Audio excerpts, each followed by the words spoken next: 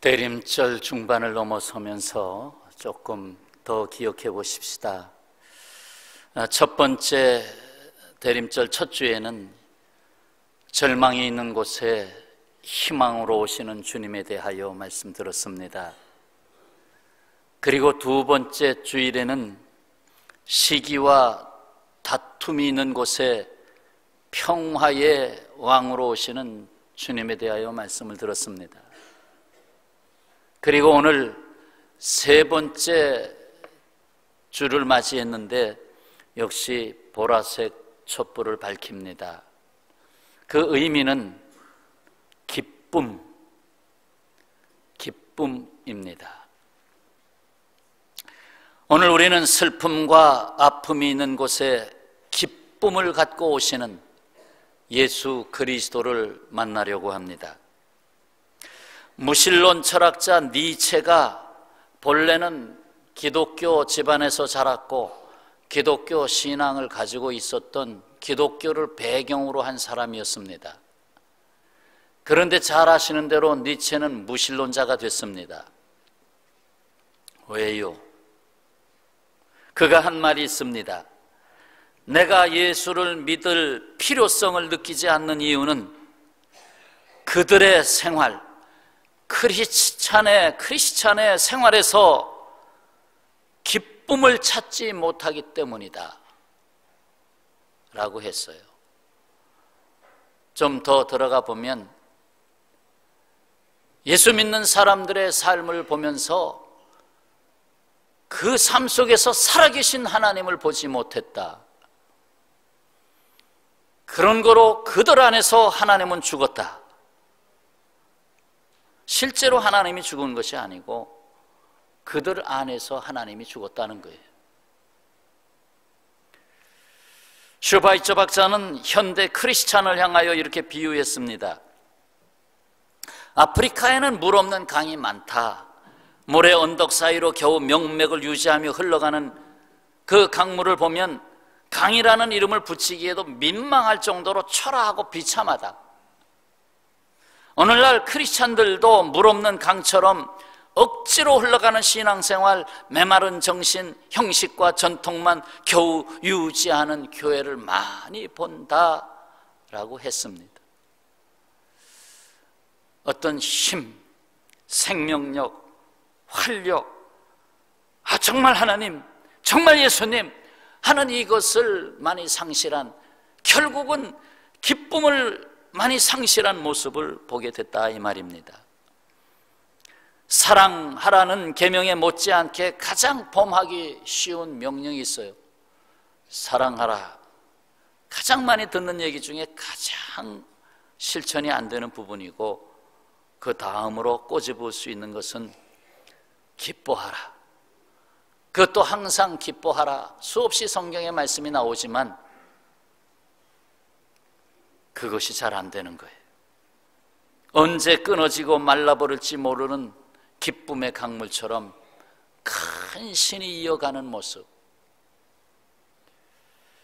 오늘 말씀은 스가랴서에서 듣겠습니다. 스가랴 선지자는 이스라엘의 바벨론 포로 이후, 바벨론에서 70년간 포로 생활한 이후 돌아왔죠. 돌아온 이후에 주전 520년부터 3년 정도 예언 활동을 했습니다. 스가랴 선지자는 본서에서 메시아, 곧 그리스도께서 겸손하게 오실 것을 말씀을 했고, 그 오시는 것에 대한 여러 가지 환상을 표현했고, 또 그날에 대한 말씀을 하셨어요. 그날이 오면 속죄와 구원을 베푸시고, 또다시 그날이 오면 천하의 왕으로 재림하게 되실 것이다 라고 하는 말씀을 하고 있습니다. 그러니까 스가랴서 안에는 초림하신 예수님과 재림하실 예수님이 다 예언되어 있습니다. 예수님이 이 땅에 오심은 온 세상의 기쁨이 아닐 수가 없습니다. 예수께서 탄생하실 때 천사들의 노래가 있었잖아요. 보라, 내가 온 백성에게 미칠 큰 기쁨의 좋은 소식을 너희에게 전하노라. 기쁨의 소식이다. 거기다 큰 자를 붙였어요. 이 세상에 기쁨을 잃고 절망하며 슬픔 가운데 살아가는 수많은 인생들에게 참 기쁨은 오직 예수 그리스도라는 것입니다. 오늘 말씀에서 우리에게 말씀합니다. 노래하고 기뻐하라. 노래하고 기뻐하라. 그렇다면 기뻐할 이유가 무엇일까? 그 중에 하나는 주께서 우리 가운데 함께 머무시기 때문에, 우리 가운데 함께 하시기 때문에, 나와 함께 하시기 때문에 기뻐하라는 거예요. 10절 말씀입니다. 스가랴서 2장 10절 다 같이 읽겠습니다. 여호와의 말씀에 시온에 따라 노래하고 기뻐하라. 이는 내가 와서 내 가운데에 머물 것임이라. 내가 와서 너희 가운데 머물겠다. 그러니까 기뻐해라. 그래서 주 예수께서 우리 가운데 오셨어요. 스가랴서는 예언을 했지만 우리는 그 예언된 것이 이루어졌음을 봅니다. 2000여 년 전 예수님이 오신 걸 알잖아요. 그리고 예수님 승천하시기 전에 그 빈자리를 채우셨잖아요. 보라, 내가 보낼 보혜사 성령께서 오신다. 그래서 성령을 보내셨고 성령이 우리 가운데 내주하고 계십니다. 그래서 지금은 성령이 내주하는, 그러니까 성령 시대에 살고 있잖아요. 기쁨은 성령의 열매 중에 하나입니다. 성령의 열매 9가지, 사랑, 희락, 화평, 오래 참음, 자비, 양성, 충성, 온유, 절제 쭉 나가는데 그 중에 사랑, 희락, 화평 두 번째 있죠. 희락, 이게 기쁨이죠. 근데 성령의 열매 앞에 사랑하고 처음에 붙은 것은 사실 제목이라고 생각할 수 있어요. 성령의 열매는 사랑이다. 그 사랑을 조금 더 들여다보니까 거기에는 이러한 것도 있다. 오래 참음도 있고 양선도 있고 그리고 절제도 있고 다 그 안에 있다. 그렇게 본다면 기쁨이라고 하는 것, 희락이라고 하는 것은 성령의 열매 중에 특히 사랑이라고 하는 큰 바구니에 담아 있는 것 중에 뚜렷하게 반짝반짝거리는 열매, 기쁨의 열매 말씀하고 있습니다. 그만큼 소중하다는 것이죠. 이 기쁨이 우리 안에 머물기 위해서는 성령께서 내 안에 내주함이 없이는 불가능합니다. 그러니까 성령의 사람으로 살지 않고는 맛을 잘 볼 수가 없는 거예요.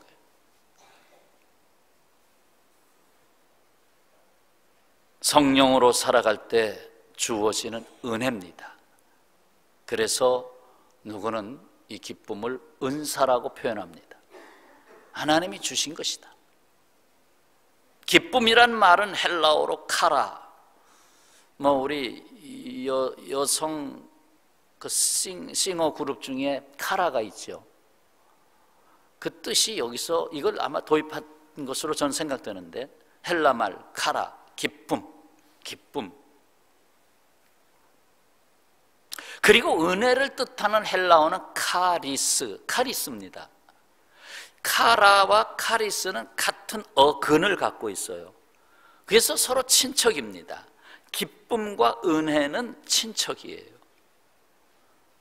그러니까 기쁨이라고 하는 것은 하나님의 은혜입니다 할 때에 동반되는 것입니다. 하나님, 이것은 은혜입니다.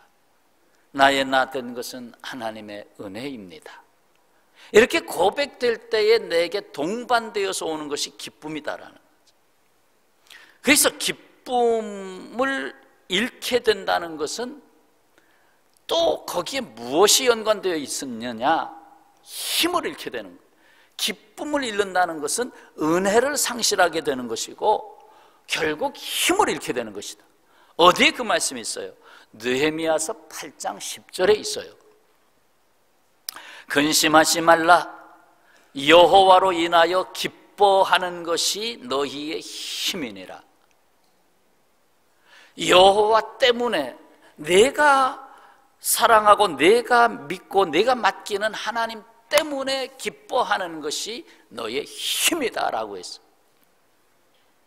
세상에서는 돈의 힘, 권력의 힘, 그리고 많은 수의 힘, 숫자가 많을수록 힘이 있잖아요. 그것을 말합니다. 그러나 정말 그것이 힘일까요? 정말 그것만 있으면 정말 항상 힘이 넘쳐서 살까요? 아닙니다. 위로부터의 기쁨을 잃으면 그것은 헛개비에 불과합니다. 오래전 얘기지만 그 현대 빌딩에서 본사 사옥에서 뛰어내리신 분도 있잖아요. 무엇이 부족해서 뛰어내렸겠습니까? 정말 진정한 내 안에 채울 수 있는 기쁨이 될 수가 없는 거죠.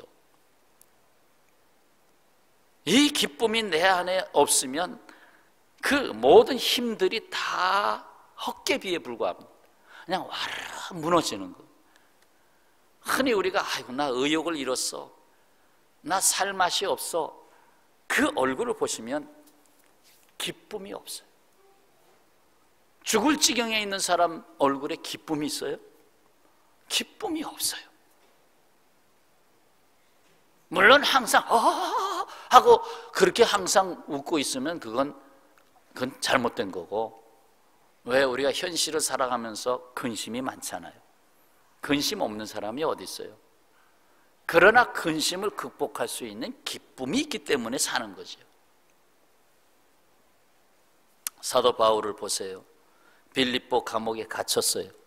복음을 전하다 갇혔어요. 그것도 매를 엄청나게 맞고 피 범벅이 된 채 감옥에 던져졌어요. 깊은 감옥에 던져졌어요.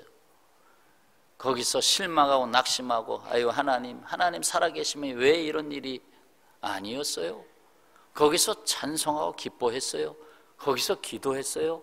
온 감옥이 그냥 찬송과 기도로 충만했어요. 그러자 땅이 흔들렸어요. 그러자 옥문이 열렸어요. 쇠고랑이 다 풀렸어요. 간수가 놀랐어요. 간수가 예수님을 영접했어요. 많은 역사가 일어났어요. 거기에 무슨 힘이 있었기 때문에. 사도 바울은 옥중에서 적어도 5권의 서신을 보내게 되는데, 옥중 서신이죠.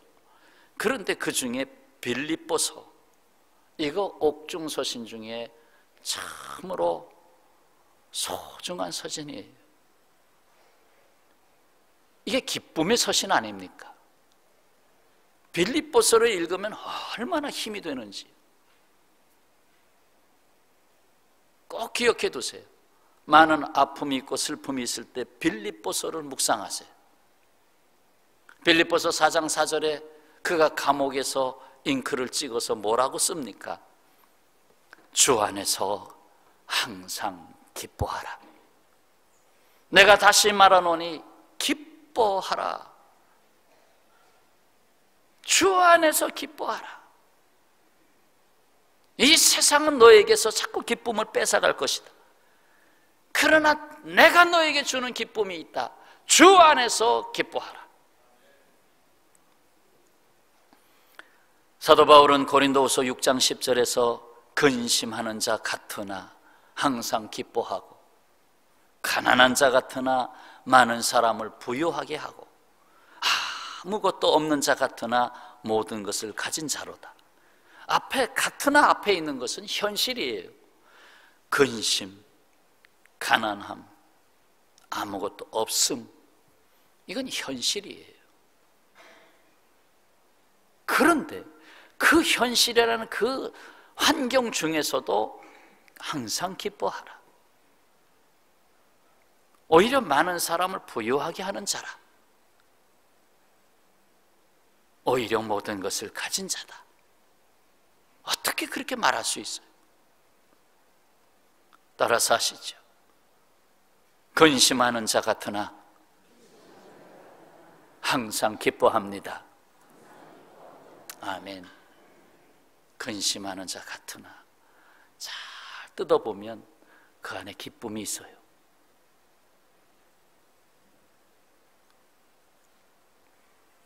뿐만 아니라 우리가 기뻐할 이유가 있어요. 지금 첫 번째 말씀드린 게 뭐예요? 내가 너 안에 함께 머물겠다. 내가 너와 함께 하겠다. 그러니까 내 안에서 기뻐하라. 이게 첫 번째 말씀이고, 두 번째 말씀은 그 날에 약속이 있기 때문입니다. 약속이 있기 때문에 기뻐해라. 말씀이 있기 때문에 기뻐하라. 무슨 말씀을 주셨어요? 스가랴서에는 그날에 대한 두 가지 때에 대한 약속을 선포했어요. 자, 하나는 그날은 이미 약속대로 이루어진 약속이 됐어요. 우리에게는 바로 예수께서 오시리라. 초림이죠, 초림. 11절입니다. 자, 2장 11절. 그날에 많은 나라가 여호와께 속하여 내 백성이 될 것이요 나는 내 가운데에 머물리라. 네가 만군의 여호와께서 나를 내게 보내신 줄 알리라. 그날에 많은 나라가 내 안에 머물겠다. 그러니까 복음이 많은 나라로 들어가게 된다. 이것은 예수님이 이 땅에 하나님 나라를 선포하시기 위해서 오신 초림의 때 그날을 말합니다. 이미 이루어졌죠. 이것에 대한 말씀을 계속 이어가다 보면 스가랴서 9장 9절에 가서 잠시 머뭅니다. 무슨 말씀이 나옵니까? 9장 9절에 시온에 따라 크게 기뻐할지어다. 예루살렘에 따라 즐거이 부를지어다. 왜?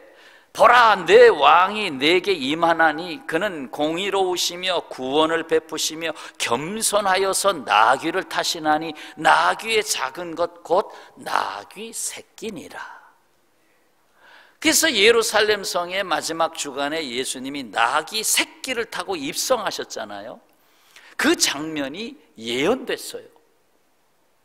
예수님 오시기 480년 전에 예언됐어요. 나귀 타고 오시리라.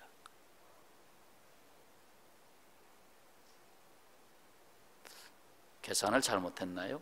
520년 전에 나귀 타고 오신다고 하는 것이 예언됐어요.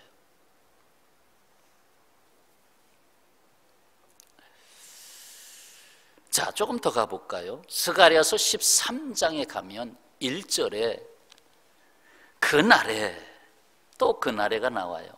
그날에 죄와 더러움을 씻는 셈이 다윗의 족속과 예루살렘 주민을 위하여 열리리라.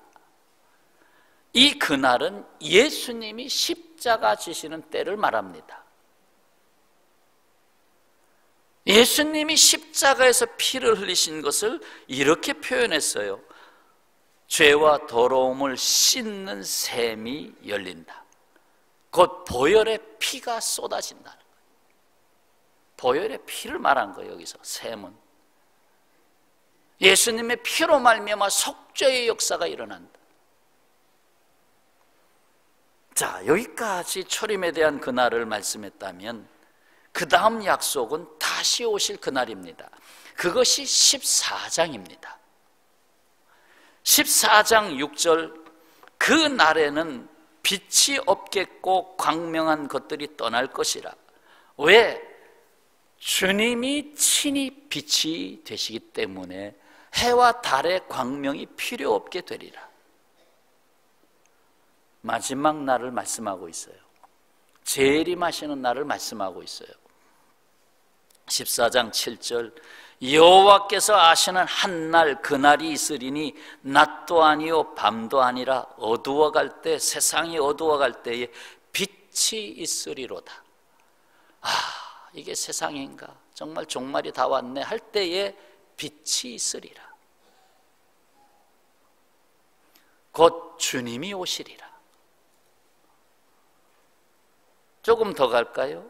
14장 9절 여호와께서 천하의 왕이 되시리니 온 세상의 통치자의 왕으로 서시리니 왕의 왕으로 오시리니 그 날에는 여호와께서 홀로 한 분이실 것이요 그의 이름이 홀로 하나이실 것이라.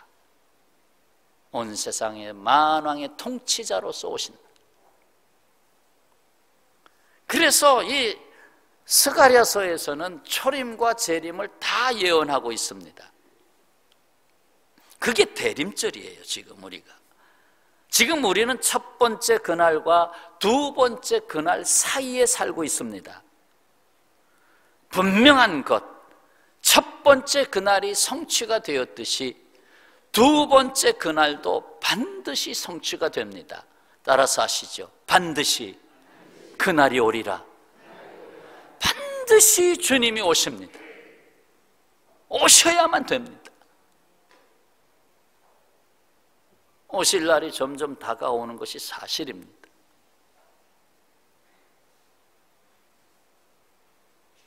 그날과 그날 사이에 오늘을 살아가는 그 오늘에는 약속이 그날과 그날 사이에 선으로 이어져 있어요.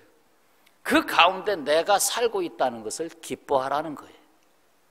그 날의 약속 속에 오늘을 살고 있다는 걸 기뻐하라는 거예요. 실로 예수 그리스도는 이 아픔과 슬픔으로 가득한 현실적 세상에서 우리의 큰 기쁨인 것입니다. 예수님은 우리를 아픔을 넘어 기쁨으로 이끌어내십니다. 아픔을 넘어 기쁨으로, 오늘 제목이에요. 이 세상에 아픔이 없는 사람은 한 사람도 없습니다. 있어요? 마음으로 아프든지 영으로 아프든지 몸으로 아프든지 경제적으로 아프든지 안 아픈 분이 계시나요? 나는 괜찮은데 식구 중에 누가 아파서 함께 아파하잖아요. 아픈 분이 없으시면 손 드세요. 제가 1억 달러를 드리겠습니다. 그거 가지고 재혼하세요. 인도의 그 사람처럼.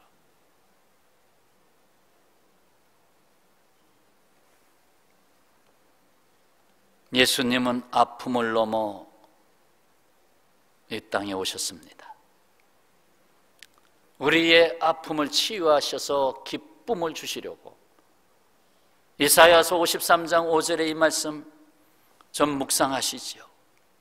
그가 찔림은 우리의 허물 때문이요 그가 상함은 우리의 죄악 때문이라.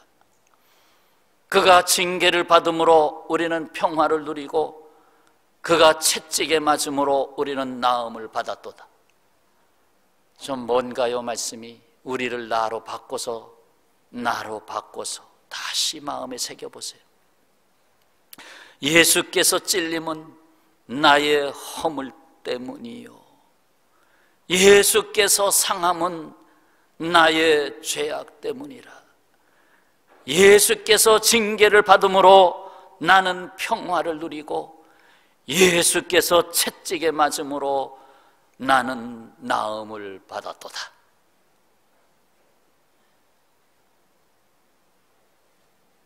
이사야서 53장 5절 한 주간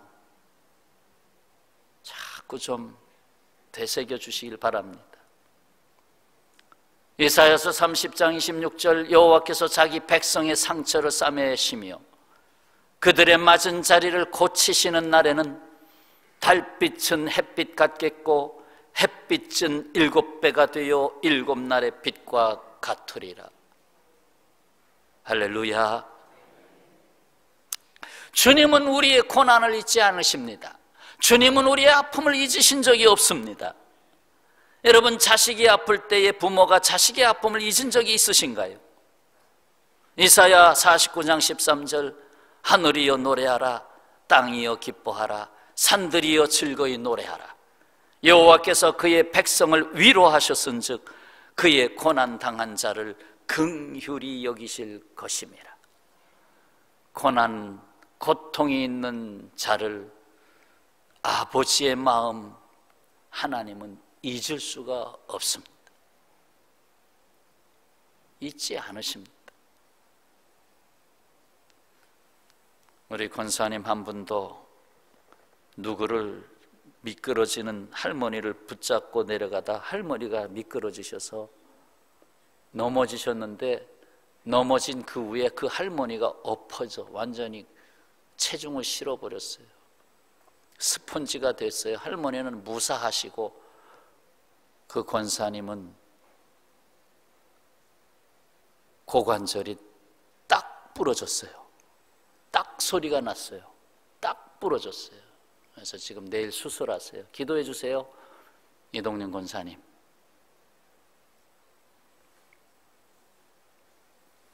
그래서 제가 권사님께 말씀드렸어요. 아이고, 어떻게 하지요? 사랑을, 그동안 못 받은 사랑 다시 받으시라고 하시네요. 사랑 많이 받으셔야 되겠네요. 고난당한 자를 긍휼히 여기심이라.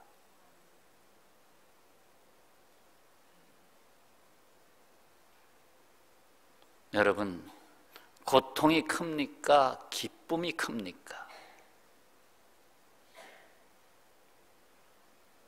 히랍 신화에 나오는 라테 호수에 관한 이야기 한 토막입니다. 라테 호수. 한 여인이 라테 호수를 건너려고 합니다. 그때의 뱃사공이 여인에게 말합니다. 호수의 물을 마시고 건너지 않겠습니까?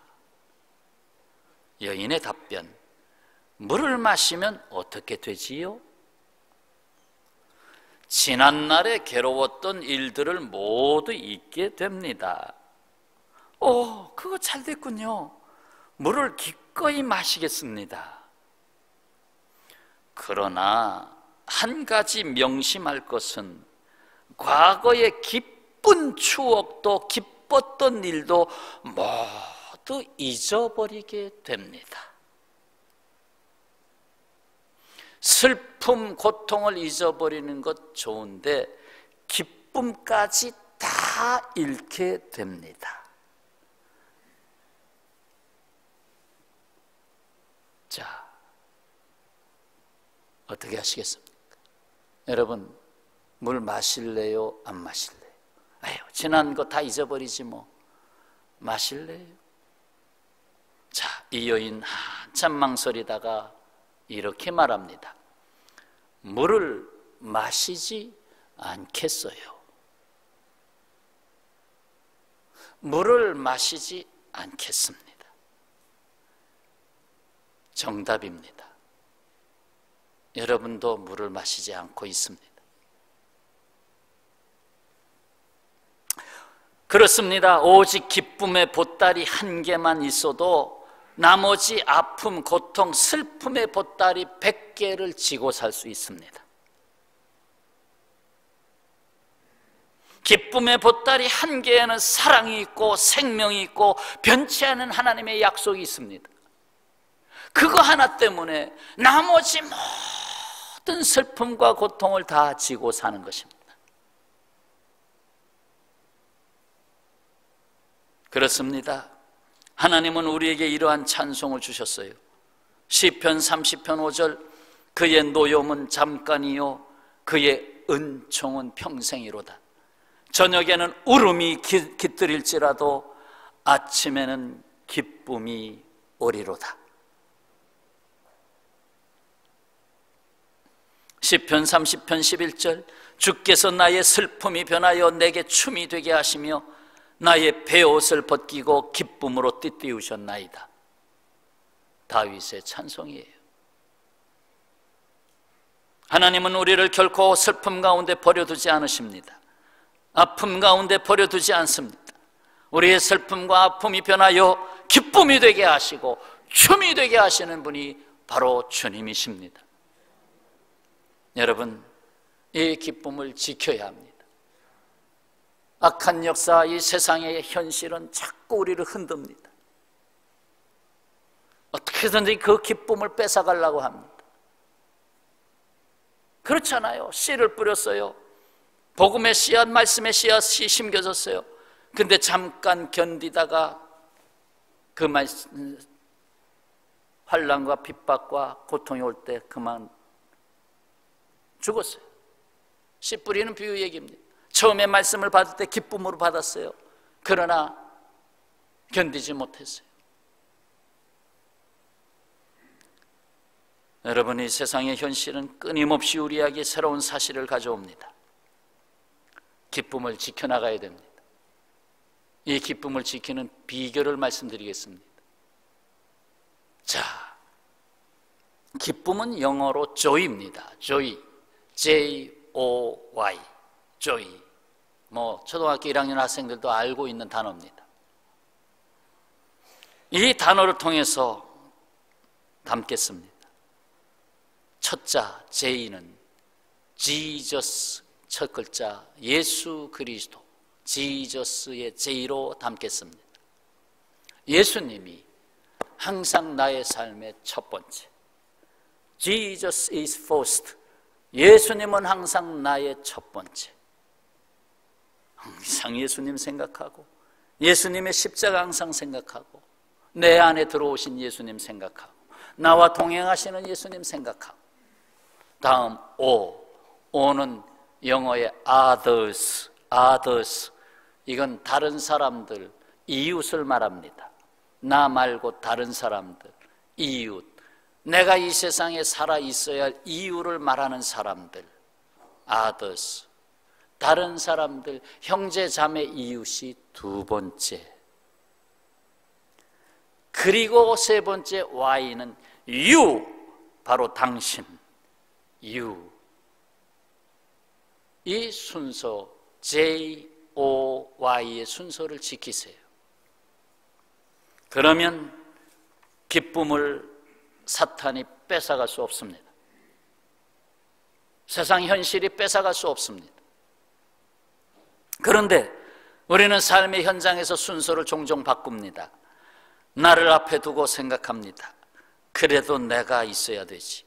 내 생각이, 내 판단이, 내 지식이, 내 경험이 내가 얼마나 알고 있나요? 얼마나 알고 있나요? 나도 나를 모르는데, 나도 나의 5분 앞을 모르는데,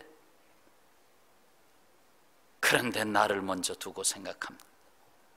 하다 안 되면 다른 사람들 생각해서 나를 도와줄 사람 없나? 그때야 다른 사람들을 찾기 시작합니다. 그런데 그것도 안 되니까 나중에는 막다른 골목에서 신이시여, 순서가 바뀌는 거예요. 막다른 골목에서 신이시여. 세상의 문법은 언제나 1인칭 나입니다. 세상의 문법에서 1인칭은 나예요. 1인칭이라는 건 모든 것의 근본을 말하는 거예요. 시작을 말하는 거예요. 세상에서의 시작은 나예요. 그러나 성경에서 말하는 1인칭은 언제나 하나님이십니다. 나 여호와는 하고 말씀하고 있어요.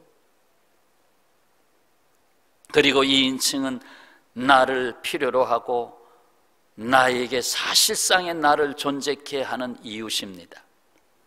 내가 이 세상에 태어난 것도 아버지 엄마가 없이는 태어나지 않았어요. 전부 다 나는 다른 사람 때문에 내가 존재합니다. 그 다음에 3인칭이 바로 나입니다. 여기에 비로소 기쁨이 있어요. 제가 청소년 시절인가 청년 때 그때 그 배지가 그렇게 좋았어요. God is first 또는 Jesus is first. 그 배지가 이렇게 그렇게 그것이 인상적으로 그렇게 와닿았어요. 그래, 늘 하나님이 첫째지. 그거 잊으면 안 되지. 그거 잃으면 내가 기쁨을 잃게 되는데. 살다 보면 항상 깨닫는 것이 있습니다. 당신이 있으므로 내가 있다는 것입니다. 거기에 기쁨이라는 것이 자리 잡기 때문에. 따라서 하시죠. 당신이 있으므로 내가 있습니다. 당신은 첫 번째는 나의 하나님이요, 두 번째는 나 말고 다른 사람들, others, 다른 사람들이 당신입니다. 결혼 주례의 말씀에 담았던 이 말을 다시 새겨보고 싶어요. 남편은 아내에게 여보하고 부릅니다. 여보가 본래 유래된 것은 여기 보시오. 그래서 여보, 여기 보시오 해서 왔다고 그럽니다. 그런데 저는 그걸 받아들이기가 좀 그래요. 여기 봐요, 여보! 이렇게 받아들이고 싶지는 않습니다. 오히려 한자 말로 유래를 받아들이고 싶어요. 한자 말, 같을 여자에 보배 보자, 여보. 무슨 말입니까? 나는, 당신은 뭐예요?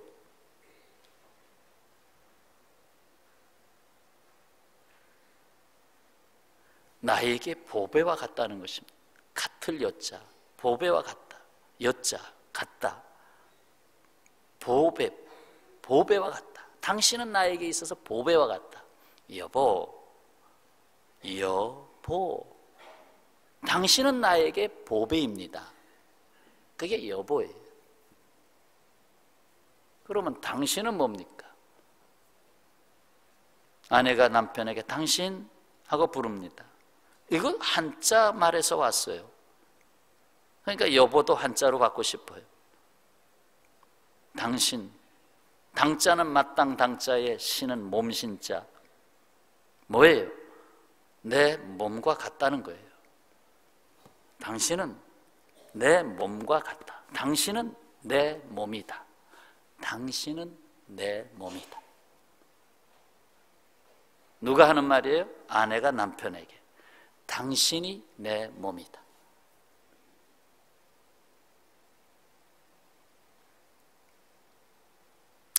연습하고 가십시다. 집에 가서 잘 하셔야 되잖아요. 자, 연습해 봅시다. 여보, 하시라니까요. 여보, 당신. 근데 집에 가서 여보! 또 그런다고. 당신 말이야. 그 왜 마리아를 거기다 왜 붙여? 당신 말이야.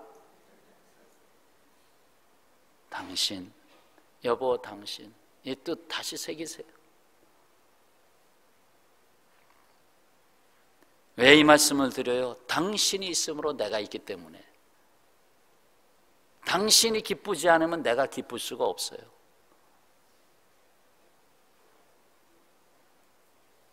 그래서 하나님이 기쁨을, 하나님은 스스로 기뻐하시는 분인데도 불구하고 우리를 기쁘게 하지 않으면 하나님이 그 기쁨을 충만하게 스스로 가질 수가 없는 거예요. 그러니까 우리를 기쁘시게 하는 거예요. 여러분, 해는 똑바로 바라볼 수 없습니다. 그러나 달은 똑바로 바라볼 수 있어요. 왜요? 해는 자기가 빛을 낸다고 생각하고 스스로 온전하다고 생각해요. 그러나 달은 스스로 빛을 못 내요. 해로부터 빛을 받아서 반사시키는 거예요. 온전한 것은 똑바로 바라볼 수 없어요. 하나님은 온전하십니다. 우리가 똑바로 하나님 지금은 못 바라봐요. 우리가 서로 바라보는 것은 다 불완전하기 때문에 바라보는 거예요. 온전치 못하기 때문에 바라보는 거예요. 오히려 내가 그에게 있어줘야 할 사람이 됨으로써 서로 조금씩 온전한 삶을 향하여 가는 겁니다. 그러기에 기쁨은 완전함에 있는 것이 아니고 배려함에 있습니다. 기쁨이라는 것은 완전함에 있지 아니하고 배려함에 있다. 배려하십시오. 배려하는 걸 자꾸 길러야 됩니다. 좀 배려해 줘야 돼요. 불완전하니까 내가 그에게 함께함으로 배려해 줘야 되겠다. 사랑하는 여러분, 예수께서는 이 땅에 기쁨의 정원을 만드시려고 오셨어요. 아담과 이브가 잃어버린 정원 아니에요? 에덴, 기쁨이란 뜻이죠. 에덴 동산, 기쁨 동산. 이 기쁨을 회복시키기 위해서 임마누엘 이름을 갖고 예수님 오셨어요. 하나님이 너희와 함께 하심이라. 기쁨이 함께하는 곳이 아니면 담을 수가 없어요. 기쁨이라고 하는 것은 함께하는 곳이 아니라면 담을 수가 없어요. 그래서 함께 하시기 위해서 오신 거예요. 그래서 정원에다가 이름을 붙인다면 함께함이 있는 곳, 이렇게 붙일 수 있어요.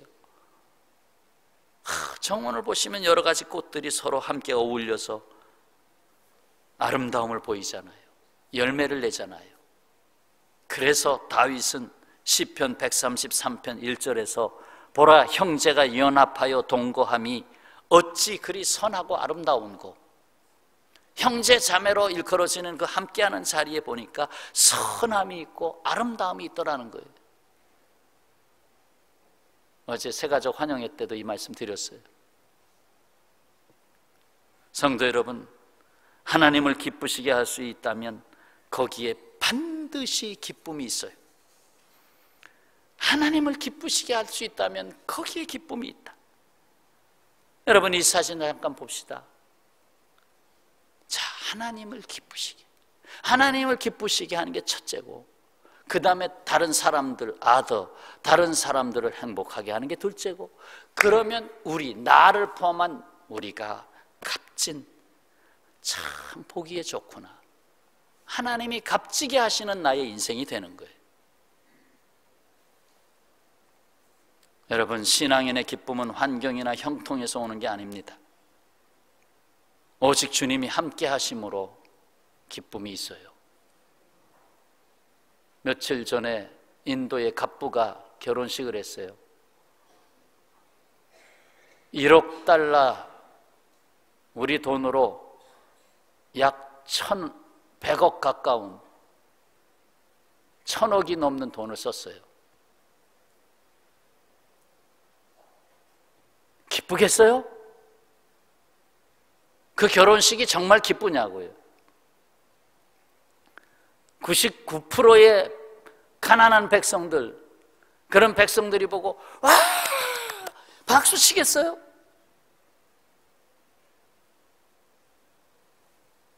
그거 잠깐입니다. 세속적인 기쁨은 잠깐입니다. 오히려 그가 살아가면서, 나중에 그가 늙어가면서 과연 사람들이 그를 기쁘게 할까요? 하나님은 나 같은 죄인을 찾아오셨고 용서하셨습니다. 기뻐하십시오. 하나님은 나에게 죄책감을 쌓지 아니하시고 사랑을 쌓아주고 계십니다. 기뻐하시기 바랍니다. 우리의 하나님의 약속이 성취되고 있고, 속죄의 피가 강물처럼 흐르고 있고, 기도가 응답되고 있고, 하나님의 능력이 내 안에서 회복되고 있음을 기뻐하시길 바랍니다. 기쁨의 삶은 긍정적으로 우리를 이끌고 갑니다. 그래서 믿어주고 인내하고 사랑하게 만듭니다. 기쁨은 모든 장애물을 넘어가게 합니다. 이 기쁨을 주시려고 예수님은 목숨을 내어놓으셨습니다. 인격을 내려놓으셨습니다. 섬기는 종이 되셨습니다. 정말 비우셨습니다. 내 안에 들어오시기를 꺼려하지 않으셨습니다. 주님이 나 같은 죄인 안에 들어오시기를 꺼려하지 않으셨습니다. 주님을 기뻐하는 것이 우리의 힘입니다. 그리고 내 앞에 있는 당신을 기뻐하는 것이 나의 힘입니다. 이 기쁨이 저와 여러분의 것이 되시기를 축원합니다. 기도하겠습니다.